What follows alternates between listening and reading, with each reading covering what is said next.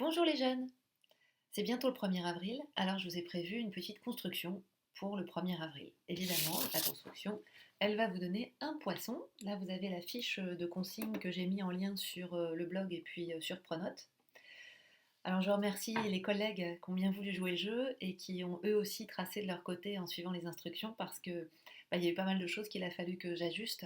C'est toujours assez compliqué en fait d'élaborer un programme de construction qui fonctionne vraiment et qui ne comporte pas d'implicite. C'est bien la même chose. Vous allez avoir besoin d'un crayon, d'une règle, d'un compas.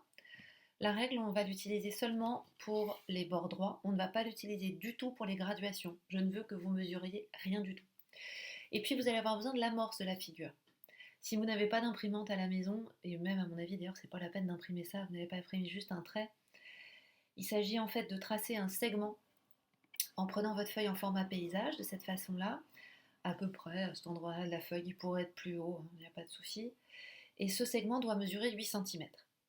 Voilà, c'est le seul moment où vous mesurez quelque chose, c'est pour l'amorce, c'est pour ça que je l'ai proposé à part. Alors, je vous propose qu'on suive les différentes étapes. Alors j'ai fait une petite coupure parce que je me suis dit que dans le fond, puisque je vous demande d'utiliser une règle non graduée, j'allais utiliser la mienne, qui est tellement jolie. Regardez un peu si c'est beau.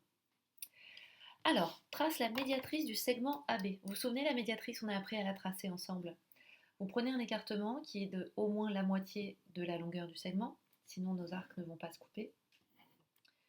Un arc d'un côté, un arc de l'autre, à partir de A et à partir de B.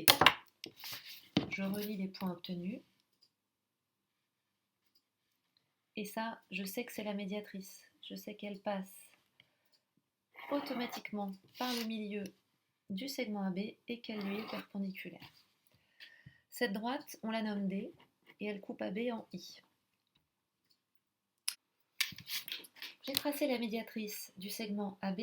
Maintenant, je vais tracer la médiatrice du segment AI et celle du segment IB. Donc ça, je vous laisse faire. Voilà, j'ai tracé les trois médiatrices qu'on me demande dans les étapes 2, 3 et 4. J'ai fait figurer le point I1, le point I2, la droite D1, la droite D2. Maintenant, on me demande de placer O1 sur IA. Alors avec un crochet en I et une parenthèse en A, ça signifie qu'il s'agit de la demi-droite d'origine I et passant par A, de sorte que I1A, cette distance-là, soit égale à O1. Ça, en fait, ça veut dire que A va être le milieu de O, I1. De la même façon, on va voir ici O2, O2 qui va être tel que B est le milieu de I2, O2.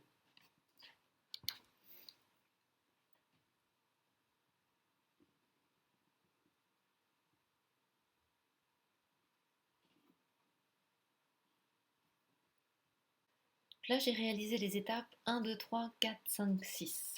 Je vais maintenant tracer l'arc de cercle de centre O1. Donc je pointe ici, passant par B. La mine de mon compas, je la positionne le plus précisément possible sur le point B. Et cet arc doit passer par B et être limité par la droite D. Alors en fait, on va la limiter par la droite D pour ces deux extrémités. Alors je me suis reprise à plusieurs fois parce que ma construction n'était pas très précise. Donc vous voyez, avoir une construction qui n'est pas précise, ça peut arriver aussi aux profs de maths. En tout cas, moi, ça m'arrive très souvent. Dans ce cas-là, l'important, c'est que vous repreniez, vous gommez, vous recommencez jusqu'à ce que vous obteniez quelque chose qui vous convienne, qui vous semble être le plus précis possible. Là, on a dessiné le corps du poisson. Maintenant, je prends mon compas avec pour écartement AI1. C'est vrai qu'en plus, il bouge ce compas quand même.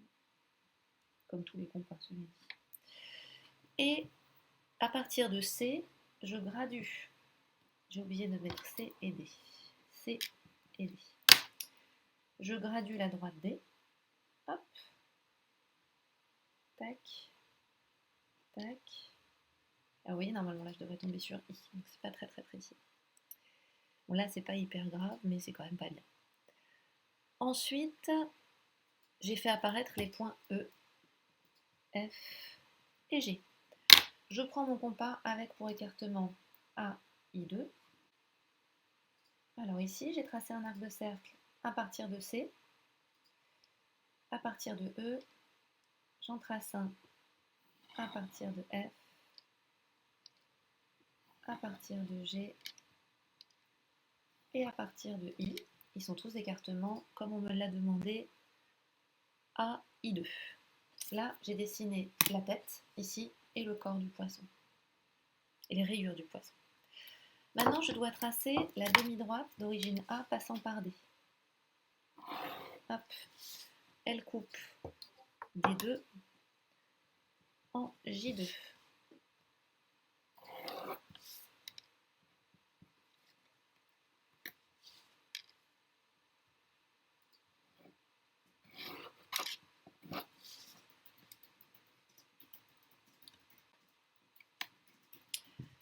Je trace le petit arc de cercle de centre J1. Donc je pointe sur J1. À partir du point D. Voilà, ma mine est bien sur le point D. Limité par la droite J1, J2. Il coupe la droite D2 en K2. Alors, je vais déplacer mon J2. J2, il est ici. Et ici, j'ai L2. Là, vous voyez mon arc de cercle, là, moi, je l'ai fait un peu plus long. En fait, on me demandait de m'arrêter là. Je fais la même chose de l'autre côté. J'en suis à l'étape 15. J'ai bientôt fini. Trace le petit arc de cercle de centre K1. Je pointe sur K1 de L1 à D. L1. Donc je pars d'ici jusqu'à D. D, c'est notre médiatrice de départ. Hop. Même chose de l'autre côté. Voilà. Dessine au compas un œil sur la tête du poisson.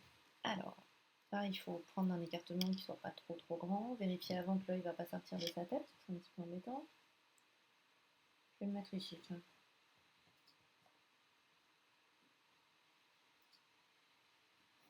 Voilà. Mon poisson est tracé. Maintenant, je vais le décorer.